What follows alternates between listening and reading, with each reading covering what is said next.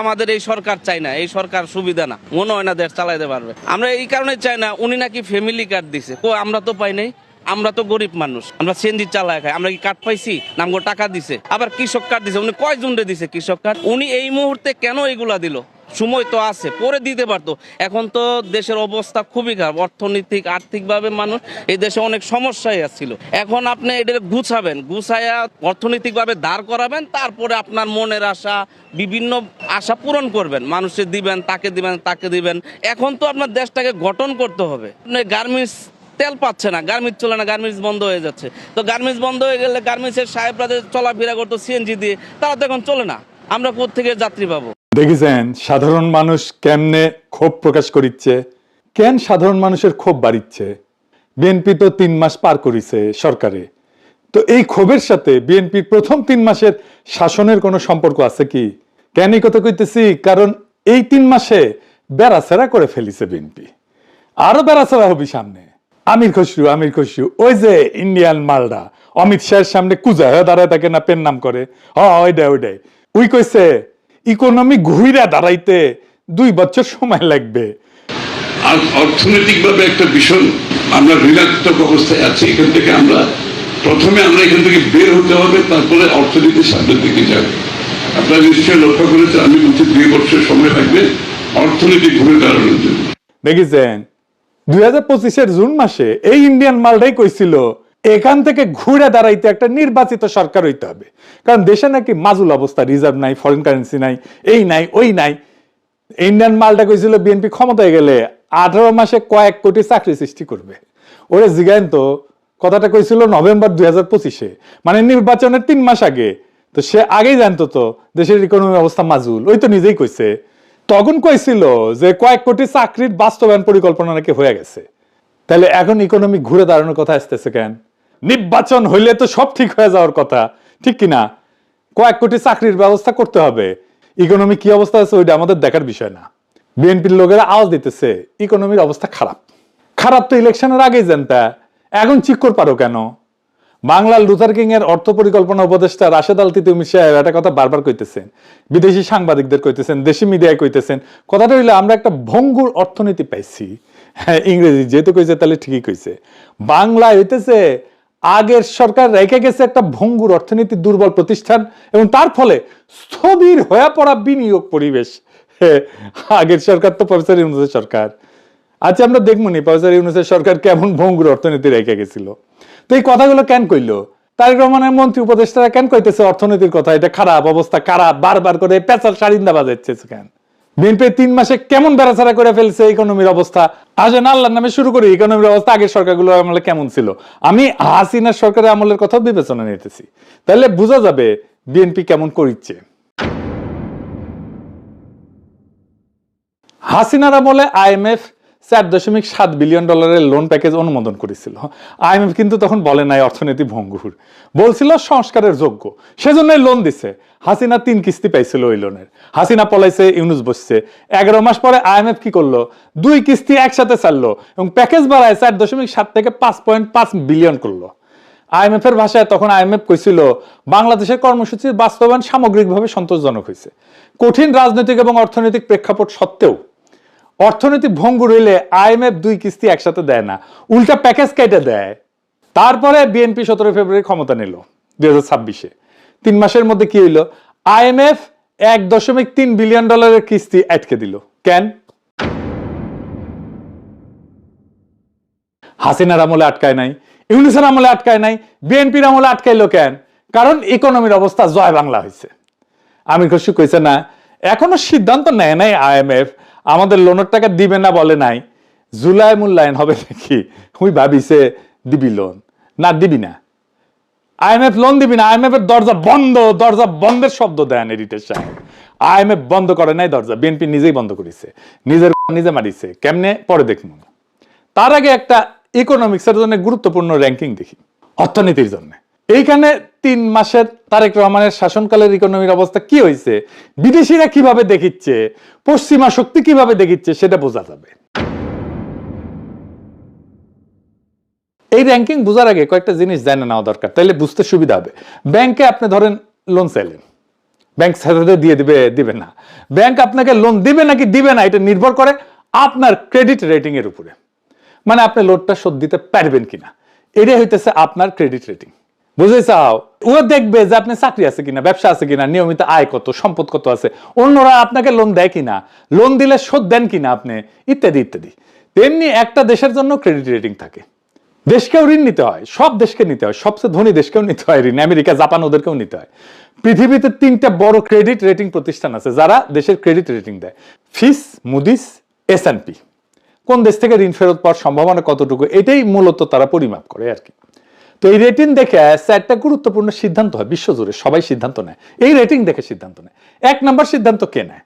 আন্তর্জাতিক বিনিয়োগকারীরা সিদ্ধান্ত নেয় কোন দেশে টাকা ঢালবেন, বিনিয়োগ করবে। ভালো রেটিং মানে বিদেশি বিনিয়োগ আসবে, FDI বাড়বে, কারখানা তৈরি হবে, চাকরি তৈরি হবে। 2 নাম্বার, আন্তর্জাতিক ব্যাংকগুলো সিদ্ধান্ত নেয় বাংলাদেশ সরকার বা প্রাইভেট কোম্পানিকে কত সুদের ঋণ দেবে। রেটিং খারাপ মানে সুদের হার বেশি, বুঝেছাও। 3 নাম্বার, আমদানি রপ্তানিতে বাংলাদেশের LC মানে লেটার অফ ক্রেডিট, এটার শর্ত পাল্টাবে কিনা। রেটিং খারাপ মানে বিদেশি ব্যাংকগুলো বাংলাদেশের ব্যাংকের LC গ্রহণ করতে চায় না, বলে অ্যাডভান্স পেমেন্ট করো, কনফার্মেশন ফি বাড়ায়, মানে গার্মেন্টস, ওষুধ, ইলেকট্রনিক্স যা যা আমদানি করা হয় সবার খরচ বেড়ে যায়। 4 নাম্বার হইতেছে IMF, বিশ্বব্যাংক, ADB, এদের সিদ্ধান্ত ফিচের রেটিং একটা সুযোগ হিসেবে কাজ করে। ঋণের শর্ত এবং সহজলভ্যতা সবই প্রভাবিত হয় ফিচের রেটিং দিয়ে। মানে ফিচের একটা সিদ্ধান্ত মানে বিদেশি বিনিয়োগ, ঋণের সুদ, আমদানি ব্যয় এবং ঋণ পাওয়ার সম্ভাবনা 4টাতেই প্রভাব পড়ে। আর ফিচের আর একটা সুযোগ আছে যেটা রেটিং এর চাইতে গুরুত্বপূর্ণ, সেটা কি আউটলুক। এটা ভবিষ্যতের সংকেত বলে এই দেশের অর্থনীতি কোন দিকে যাইতেছে, কোন রাস্তায় যাইতেছে, স্থিতিশীল, ইতিবাচক না নেতিবাচক, বুঝেছাও। রেটিং একটা স্ন্যাপশট মানে একটা সময়ের ছবি, মানে নির্দিষ্ট সময়ের ছবি। আউটলুক মানে ট্র্যাজেক্টরি, কোন দিকে যাইতেছে, বুঝেছাও। তো আউটলুক যখন স্থিতিশীল, বিনিয়োগকারীরা তখন স্বস্তি পায়, রেটিং নামার সম্ভাবনা কম। আউটলুক যখন নেগেটিভ, তার মানে বোঝা যাচ্ছে আগামী 12 থেকে 24 মাসে রেটিং আরো নামবি, বিনিয়োগকারীরা দূরে সরে যাবে, ঋণের সুদ বাড়বি, দেশের অর্থনৈতিক ফাঁস টান টান হয়ে বসবি। এখন এই কাঠামো মাথায় রেখে বাংলাদেশের ফিচের ইতিহাসটা দেখি, ফিচ কি কি রেটিং দিছিল, কখন কি দিছিল, কেমন দিছিল সেটা। হাসিনার শেষ সময় 27 মে 2024 ফিচ রেটিং দিল, নামাইছিল BB- থেকে B+ নামাইছিল। প্লাস মানে বেশি না, খারাপ, কিন্তু আউটলুক রাখছিল স্থিতিশীল। IMF লোন দিছে। ইউনূসের আমলে 22 মে 2025 ফিচ B+ এটা রাখছিল, আউটলুক স্থিতিশীল রাখছিল। রেমিটেন্স 28% বৃদ্ধি পাইছিল, গার্মেন্টসের রপ্তানি 10% বৃদ্ধি পাইছিল, সব ফিচ স্বীকার করেছে। বিএনপি বিজয়ের পরপরই ফেব্রুয়ারি 2026 ফিচ কইছিল যে B+ ঠিক আছে, স্থিতিশীল, বহাল রাখছে। ফিচ বলছিল যে 12 ফেব্রুয়ারি নির্বাচন স্বল্প মেয়াদী রাজনৈতিক এবং নীতিগত অনিশ্চয়তা কমাইছে, মানে পজিটিভলি দেখছিল, ইতিবাচক ভাবে দেখছিল। 17 এপ্রিল 2 মাস পরে IMF কইল তোমার ঋণের যে কিস্তি বাকি আছে যেটা ছিল তা দিমু না, কারণ তুমি সংস্কার করতেছো না। তার 3 সপ্তাহ পরে 13 মে 2026 বিএনপি 85 দিনের মাথায় বাংলাদেশের আউটলুক স্থিতিশীল থেকে নেতিবাচক করে দিল, ফিচ ধপাস করে পড়লো। 3 মাস যা নাই, স্থিতিশীল থেকে নেগেটিভ করলো। তো ফিচ কেন এই সিদ্ধান্ত নিল? ফিচ বলছে আর্থিক খাত সংস্কার না হওয়া, ব্যাংকিং খাতের খেলাপি ঋণ এটা 30%-এর বেশি, আর জিডিপি গ্রোথ এটা নোজ ডাইভ দিতেছে, মানে ডাক যে এটা নোজ ডাইভ দিতেছে। 2026 এটা 3.7 হবে, সামনের বছর আরো কমবে, 3.5% হবে। কোভিডের টাইমে এই লেভেলে নামিয়েছিল। এখন কইবেন জিডিপি কি, এটা খায় না মাথা দেয়, জিডিপি বাড়লে আমার কি লাভ? এটা আমি আগে কইছি, আবারও কই।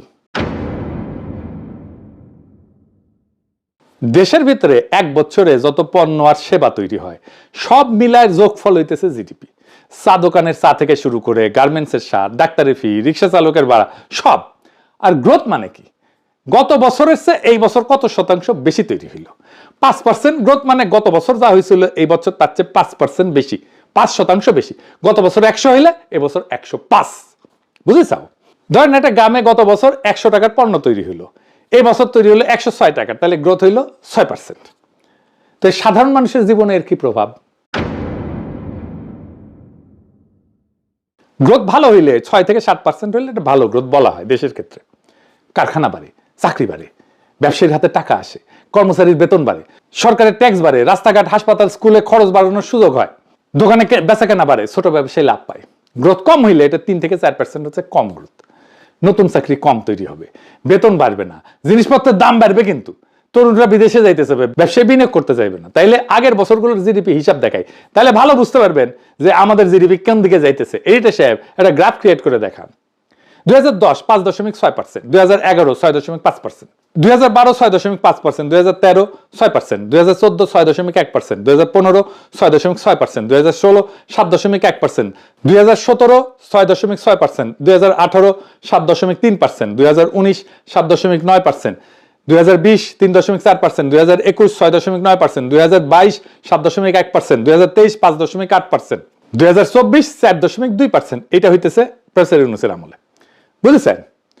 তো ব্লুমবার্গ এটা কিন্তু একটা বিখ্যাত প্রতিষ্ঠান, এর নিজের ভাষায় কইছে যে বাংলাদেশের B+ রেটিং ইতিমধ্যে junk rated, highly speculative for investors, মানে বাংলাদেশে কোনো বিদেশি ইনভেস্টমেন্ট আসবে না এই রেটিং থাকলে, যতই চেষ্টা করুক, যতই প্রণোদনা দিক। এরই বাংলাদেশের আন্তর্জাতিক অর্থনীতির রায়, বিএনপির স্কোর কার্ড। আমি না ফার্স্ট হয়েছি, মাত্র 85 দিনে অর্জিত, 3 মাস ইকোনমি জয় বাংলা করে দিল, মাত্র 3 মাস। কার টাইমে ইকোনমি তাহলে জয় বাংলা হইলো? বিএনপির আমলেই তো। আর ইউনিসের আমলে কি হয়েছিল? রিজার্ভ 20 বিলিয়ন থেকে 31.72 বিলিয়নে গেছিল, রেমিটেন্স রেকর্ড $32.8 বিলিয়ন 2025-এ, আর $4 বিলিয়ন বৈদেশিক ঋণ শোধ করা হয়েছে। তারপরে ও কয় ভঙ্গুর অর্থনীতি। বিএনপি ক্ষমতা পাইছিল হাসিনার চেয়ে ভালো অবস্থায়, ইউনিসের চেয়ে দৃঢ় ভিত্তিতে পাইছিল, সেটা 3 মাসে বেড়াচাড়া করে দিছে। হঠাৎ এই 3 মাসে কেমনে হইলো অর্থনীতির এই অবস্থা?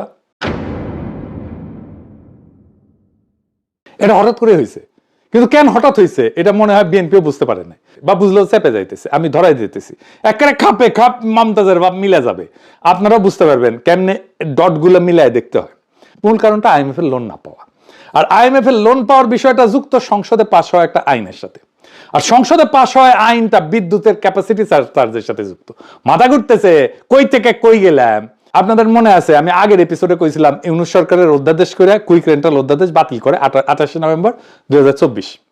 সেইটা 10 এপ্রিল 2026-এ বিএনপি আইনে পরিণত করে, কিন্তু হুবহু না। প্রেসিডেন্ট যেটা করছিল সেটা হুবহু না, একটা সুডো শয়তানি করে, একটা ছোট ক্লজ লাগায় দেয়। সেই ক্লজে আছে এই আইন বাতিল, কিন্তু আইনের অধীনে হওয়া সব চুক্তি বৈধ। বিয়া বাতিল, কিন্তু বাচ্চা যেটা হয়েছে সেটা জাউরা না, সেটা বৈধ। চুরি অপরাধ, কিন্তু চুরির মালটা বাসায় আছে চোরের, তা বৈধ। তার মানে আপনি যেহেতু ক্যাপাসিটি চার্জের চুক্তিকে বৈধ বলতেছেন, তাতে আপনি ক্যাপাসিটি চার্জ দিয়েই যাইবেন। তো ক্যাপাসিটি চার্জ নিলে সমস্যা কি? দিলে লাগে টাকা দিবে গৌরী সেন, সরকারি মাল দরিয়ামে ঢাল, তো আমাদের কি? IMF এর কি? এইখানে IMF এর সাথে লাগিয়েছে প্যাস। IMF এর কাছে বাংলাদেশ সরকার একটা প্রতিশ্রুতি দিছে, চলতি অর্থ বছরে বিদ্যুৎ ভর্তুকি সর্বোচ্চ 37,400 কোটি টাকা। এটাই সিলিং, এর চেয়ে বেশি দিতে পারবে না। আপনি IMF এর লোন চাইলে বিদ্যুৎ খাতে 37,400 কোটি টাকার বেশি ভর্তুকি দিতে পারবেন না। এখন জানেন তো বিদ্যুৎ ভর্তুকির 97% ক্যাপাসিটি চার্জ। এই বছর ক্যাপাসিটি চার্জ দিতে হবে 42,618 কোটি টাকা। বিএনপি ইউনূস সরকারের অধ্যাদেশ আইনে পরিণত করলে একেবারে যা ছিল সেরকম, 1 টাকাও ক্যাপাসিটি চার্জ দিতে হইতো না, কারণ চুক্তিগুলো অবৈধ হয়ে যেত। চুক্তি অবৈধ হইলে ক্যাপাসিটি চার্জ দেওয়ার কোনো দায় নাই। এই 42,618 কোটি টাকার ক্যাপাসিটি চার্জ কি বিএনপি সরকার এমনি এমনি দিবে হাসিনা মাফিয়াদের? হ্যাঁ, না তো। যাদের দিবে তাদের সাথে সিস্টেম করেছে, আমারও দেন, আপনিও খান, আমিও খাবো, আমি কি তোমার পর? হ্যাঁ, এটা কয় আর এই জিনিস নেয়। হ্যাঁ, কয় পার্সেন্ট নেবে জানি না, 10% নিতে পারে, 10% কম না। ঠিক গুনে গুনে এর 6 দিন পরে 16 এপ্রিল ওয়াশিংটনে IMF এর কৃষ্ণা শ্রীনিবাসন ঘোষণা করলো IMF এর কিস্তি দিবি না। ঠিক তার 4 সপ্তাহ পরে ফিচের রেটিং কমলো। মিলে এবার ওই যে এপিসোডের শুরুতে ক্লিপটা দেখাইছিলাম, এডিটর সাহেব আবার দেখান। আমাদের এই সরকার চাই না, এই সরকার সুবিধা না, মনে হয় না দেশ চালাইতে পারবে। আমরা এই কারণে চাই না, উনি নাকি ফ্যামিলি কার্ড দিছে, আমরা তো পাই নাই। আমরা তো গরিব মানুষ, আমরা সিএনজি চালায় খাই, আমরা কি কার্ড পাইছি? নামগো টাকা দিছে, আবার কৃষক কার্ড দিছে। উনি কয়জন দিছে কৃষক কার্ড? উনি এই মুহূর্তে কেন এগুলা দিল? সময় তো আছে, পরে দিতে পারতো। এখন তো দেশের অবস্থা খুবই খারাপ, অর্থনৈতিক আর্থিকভাবে মানুষ এই দেশে অনেক সমস্যায় আসছিল। এখন আপনি এটা গুছাবেন, গুছাইয়া অর্থনৈতিকভাবে দাঁড় করাবেন, তারপরে আপনার মনের আশা, বিভিন্ন আশা পূরণ করবেন, মানুষের দিবেন, তাকে দিবেন, তাকে দিবেন। এখন তো আপনার দেশটাকে গঠন করতে হবে। গার্মেন্টস তেল পাচ্ছে না, গার্মেন্টস চলে না, গার্মেন্টস বন্ধ হয়ে যাচ্ছে। তো গার্মেন্টস বন্ধ হয়ে গেলে গার্মেন্টসের সাহেবরা চলাফেরা করতো সিএনজি দিয়ে, তারা তো এখন চলে না। আমরা কোত্থেকে যাত্রী পাবো? এই লোকটা অর্থনৈতিক সংকটের ধাক্কা আগেই বুঝতে পেরেছে, বুঝিছাও? ওরা এভাবেই আগে বুঝে সব সংকট, ওদের গায়ের উপরে দিয়ে যায়। তো এখন আমরা প্রশ্ন করতে পারেন কি হইতে পারে সামনে। দেখেন, হাসিনার আমলে আমি কইছিলাম হাসিনা দুর্বল হইতেছে, তার রিজার্ভ জয় বাংলা হয়ে যাইতেছে জন্য। হাসিনা এমন মডেলে তার ইকোনমিতে চালাইতো, এটা কোলাপস করতোই। বাংলাদেশের ইকোনমি কখনোই কোনো দীর্ঘমেয়াদী পরিকল্পনা করে সাজানো হয়নি, কেউ করে নাই। দেশ গড়া মানে তার ইকোনমি গড়া, এইটা সহজ কাজ না। আমরা যদি বলেন আপনি কেমনে করতেন, আমি সেটা বলতে পারি, আমার অর্থনৈতিক চিন্তার রাস্তাটা কেমন। আসেন সেটা আলাপ করি, শুনে রাখা ভালো, খারাপ না, তাইলে বুঝবেন যে আমি ফাঁকা কথা কইতেছি না। দেখেন আমির খসরুর এই যে 2 বছর লাগবে, এটা আজকের কথা না, এটা 77 বছরের কাহিনীর সর্বশেষ এপিসোড। এই কথা শুনেই আসতেছেন, আগামী 100 বছর ধরে শুনে আসবেন, কিছুই বদলাবে না। কেন বদলাবে না জানেন? আপনারা দেখবেন বাঙ্গুল্যান্ডে কিছু তামাশা হয়, যেমন একজন একটা বিমান বানাইলো বা আরেকজন একটা রেসিং গাড়ির মতো কিছু বানাইলো, তারপর তারা বলে সরকারি পৃষ্ঠপোষকতা পাইলে তারা আগে যাবে। লুথার কিং সে সমস্ত চালায়, বক্তৃতা দেয় যে তার সরকারি সমস্ত পৃষ্ঠপোষকতা করবে, বাংলার বিমান বিশ্ব জয় করবে, বাংলার গাড়ি স্থলপথ কাঁপাবে, ইত্যাদি ইত্যাদি মেলা কিছু। তারপর হয় ঘোড়ার ডিম। প্রফেসর ইউনূস, লুথার কিং থেকে শুরু করে সবারই কোনো ধারণা নাই যে আমেরিকা, জার্মানির গাড়ি, বিমান এরকম সার্কাস করে আর সরকারি পৃষ্ঠপোষকতা বানায় না কেউ। আমেরিকার F-35 বানায় কিভাবে, জাপান টয়োটা বানায় কিভাবে, কোরিয়া স্যামসাং বানায় কিভাবে?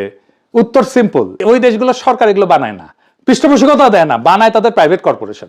লকহিড মার্টিন F-35 বানায়, ডাসল রাফেল বানায় ফ্রান্সে, তাদের রকেট পাঠাইছিল না স্যাটার্ন 5, ওরা বানাইছিল বোয়িং ডগলাস নর্থ আমেরিকান মিলে। নাসা শুধু কন্ট্রাক্ট ম্যানেজ করছিল। সরকার কি করে? টাকা দেয়, স্পেসিফিকেশন দেয়, কন্ট্রাক্ট অ্যাওয়ার্ড করে, প্রাইভেট কর্পোরেশন ডিজাইন করে, বানায়, ডেলিভারি দেয়। কারণ বাংলাদেশের দিকে তাকান, আমাদের প্রাইভেট সেক্টরে কি আছে? এসালম, সামিট, বসুন্ধরা, বেক্সিমকো, এগুলো তো বড় বড় নাম, তাই না? এরা গত 16 বছরে কি করেছে? ইনোভেশন, আবিষ্কার, টেকনোলজি, নতুন পণ্য, কিচ্ছু না। ক্যাপাসিটি চার্জ নিছে, ইন্ডেমনিটি আইনে টাকা পাচার করেছে, লুটপাটে এরা ওয়ার্ল্ড ক্লাস। কিন্তু এদের দিয়ে বাংলাদেশের টয়টা বানাবেন পারবেন না, এদের দিয়ে বাংলাদেশের স্যামসাং বানাবেন পারবেন না, ওই মালই না। স্যামসাং 1938 সালে শুরু হয়েছিল একটা মুদির দোকান হিসেবে, আজকে আইফোনকে চ্যালেঞ্জ করে। সনি যুদ্ধের পর শুরু হয়েছিল একটা পোড়া দোকানে রেডিও সারাইতো। 80 বছরে তারা কোথায় গেছে দেখেন, কারণ রাষ্ট্র ছিল, আইনের শাসন ছিল, ক্রেডিটের সিস্টেম ছিল। আমাদের কি আছে? কিছুই নেই, বালটাও নাই। সরকার সামান্য ইউরিয়া সার প্রক্রিয়া করতে পারে না, আন্তর্জাতিক কন্ট্রাক্টর আমাদের দরপত্র পাত্তাই দেয় না। দেখেন কি অবস্থা। সরকারি চিনির মিল চিনি বানায়, বেচতে পারে না। ভারত থেকে চিনি আমদানি করি, এই হলো আমাদের রাষ্ট্রের দক্ষতা। কোনো ব্যাকগ্রাউন্ড কাজ নাই, কোনো কাঠামোগত পরিকল্পনা নাই, শুধু স্লোগান। কোটি কোটি চাকরি দেবে, দেখাও কোন কর্পোরেশনে চাকরি হবে, কোন সেক্টরে চাকরি হবে, কোন ইন্ডাস্ট্রিতে চাকরি হবে। সেই ইন্ডাস্ট্রি এখন কই? কিছু নাই, শুধু মুখের আওয়াজ। আওয়াজে ভাবেই আম্বিয়া এরা। আমাদের একটাই সেক্টর সত্যিকার অর্থে গ্রো করছে, গার্মেন্টস। কেন? এটা লো স্কিল, সস্তা শ্রম, এক্সপোর্ট। মাঝখানে আমাদের কন্ট্রিবিউশন কি? সস্তা শ্রমটা আমাদের কন্ট্রিবিউশন, আর কিছু না। বুদ্ধি না, টেকনোলজি না, ইনোভেশন না, শুধু সস্তা শ্রম। 40 বছরে আমরা এই ফাঁদ থেকে বের হইতে পারতেছি না। ভিয়েতনাম পারছে, চীন পারছে, আমরা পারি নাই। কারণ আমাদের কোনো স্যামসাং নাই, কোনো হুয়াওয়ে নাই। আমাদের আছে এসালম যে ব্যাংক লুটে, আমাদের আছে দরবেশ বাবা যে শেয়ার বাজার লুটে। বাংলাদেশে প্রকৃত উৎপাদনশীল কর্পোরেশন গড়ে তুলতে হবে। ইঞ্জিনিয়ার এই দেশে কাজ করুক, মালয়েশিয়ায় না, কানাডায় না, দেশে বেস্ট ব্র্যান্ড গুলো দেশেই থাকুক। থাকে না তো বেস্ট ব্র্যান্ড গুলো, এটা বড় সমস্যা। তো এইটার জন্য দরকার আইনের শাসন, এফিশিয়েন্ট একটা ক্রেডিট সিস্টেম, স্বচ্ছ প্রকিউরমেন্ট, প্রকৃত শিক্ষা, রাজনৈতিক স্থিতিশীলতা এবং সবচেয়ে গুরুত্বপূর্ণ লুটেরা অলিগারদের শাস্তি, যাতে নতুন প্রজন্ম দেখে যে লুটপাট করে কেউ পার পায় না। এইসব 2 বছরে হবে না, 5 বছরে হবে না, 1 প্রজন্ম লাগবে। কিন্তু এই কাজ আজকে শুরু না হইলে 2050 সালেও আমরা একই জায়গায় থাকবো। ভারত থেকে চিনি আমদানি করব, ইউরিয়া প্রকিউর করতে পারবো না, কেউ আমাদের টেন্ডার দেখে আওয়াজই করবে না। আমির খসরু 2 বছরে ঘুরে দাঁড়াতে হবে, এটা মিথ্যা। সত্য কথা ভোট হারানোর ভয়ে ও বলবে না। সবাই মিথ্যা স্বপ্ন গেছে। আমার যে রাস্তা কঠিন রাস্তা, শর্টকাট নাই, ম্যাজিক বুলেট নাই। আসল কাজ প্রাইভেট সেক্টরকে লুটেরাদের থেকে উৎপাদকে রূপান্তর করতে হবে, রাষ্ট্রকে দুর্নীতি থেকে দক্ষতায় রূপান্তর করতে হবে, শিক্ষাকে সার্টিফিকেট থেকে স্কিলে রূপান্তর করতে হবে। যেই কাজ করবে সে বাংলাদেশের জন্য কিছু করবে। যে শুধু স্লোগান দেয় বুঝবেন সে কিছুই করবে না, কারণ সে জানে না তো সমস্যাটা কোথায়। যেদিন বাংলাদেশ এই রাস্তায় উঠবে সেটাই হবে আমাদের আজাদি। আমরা সেই দিনের অপেক্ষায় আছি। ইনকিলাব জিন্দাবাদ।